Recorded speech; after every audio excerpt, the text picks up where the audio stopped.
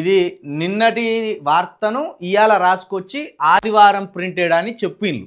ఎందుకంటే ఇక సోమవారం అని వేసుకోవడానికి ఏం లేవు కాబట్టి ఒకటో తారీఖు పెట్టి 2వ తారీఖు పేపర్ను ప్రింట్ వేసిండు.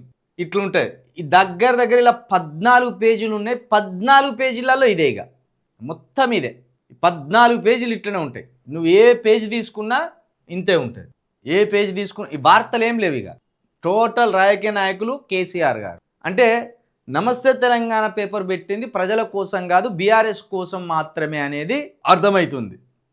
ఇది 2వ పేజీ. 3వ పేజీలో కేసీఆర్ గారి వార్తలు, కేసీఆర్ గారి కోసం చేసిన ధర్నాలు, రాస్తారోకాలు ఇవే. మళ్ళా 4వ పేజీలో సేమ్ అదే. ఒక్క వార్త కూడా రాసుకురాలే.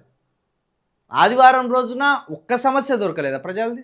ఆదివారం రోజున ఒక్క సమస్య కూడా ప్రజా సమస్య లేదా? 14 పేజీలు ఉంటే 14 పేజీలు కేసీఆర్ గారే రాసుకొచ్చింది. ఇదే మొత్తం అదే. అయితే ఇక్కడ ముఖ్యంగా మనం మాట్లాడుకోవాల్సింది ఏంటంటే, మనము 3 రోజుల క్రితమే చెప్పినాం కేసీఆర్ గారు విచారణను తన రాజకీయ ప్రయోజనాల కోసం అద్భుతంగా మలుచుకుంటాడు అని. 100కు 100% నిన్నటి రోజున కేసీఆర్ గారు ఈ విచారణను తన రాజకీయ భవిష్యత్తు కోసం, బీఆర్ఎస్ రాజకీయ భవిష్యత్తు కోసం అద్భుతంగా వాడుకున్నాడు. ఎర్రవేలి ఫామ్ హౌస్కైనా వచ్చి మేము విచారిస్తామని సిట్ అధికారులు అవకాశం ఇచ్చింది. కానీ కేసీఆర్ గారు అక్కడనే ఉంటే ఇంత హంగామా ఉండదు, ఇన్ని వార్తలు ఉండవు, ఇన్ని రకాల ప్రయోజనాలు ఉండవు. కేసీఆర్ గారు ఎర్రవెల్లి నుండి నందినగర్కి వచ్చేదాకా ప్రోగ్రామ్ డిజైన్ చేసిండు వాళ్ళు. ఎర్రవెల్లిలో కేసీఆర్ గారు బయలుదేరుతా అంటే ముందు హారతి ఇవ్వాలి, బొట్టు పెట్టాలి, యుద్ధానికి వస్తుండన్నట్టు నమ్మబలకాలే. ఎర్రవెల్లి నుండి మొదలైన ఆ ప్రచార పర్వం నందినగర్కి వచ్చేదాకా కూడా అదే విధంగా కొనసాగింది. అడుగడుగున కేసీఆర్ని విచారించొద్దు అని బీఆర్ఎస్ శ్రేణులతోటి బలవంతంగా చెప్పించే ప్రయత్నం, అడుగడుగున కేసీఆర్ కోసం మేము ఏదైనా చేస్తామని కార్యకర్తలతోటి ఉసిగొల్పే ప్రయత్నం, ఇదంతా సాగినాయి. నిన్నటి రోజున మొత్తం కేసీఆర్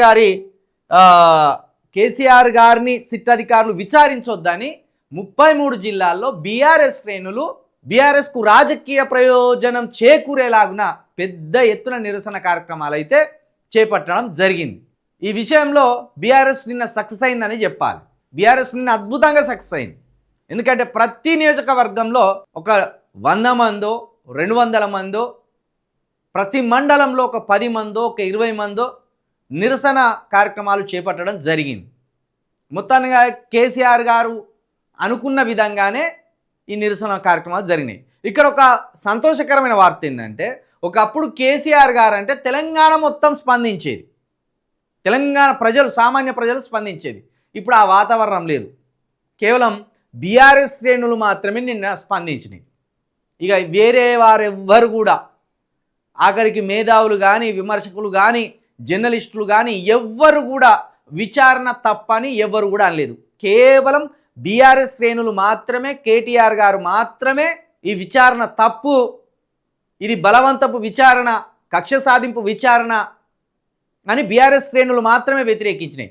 దీన్ని బట్టి కేసీఆర్ గారి ప్రభ తగ్గిందనే అనుకోవాలి. ఎందుకంటే కేసీఆర్ గారు రాష్ట్ర సాధనలో అగ్రగణ్యుడు.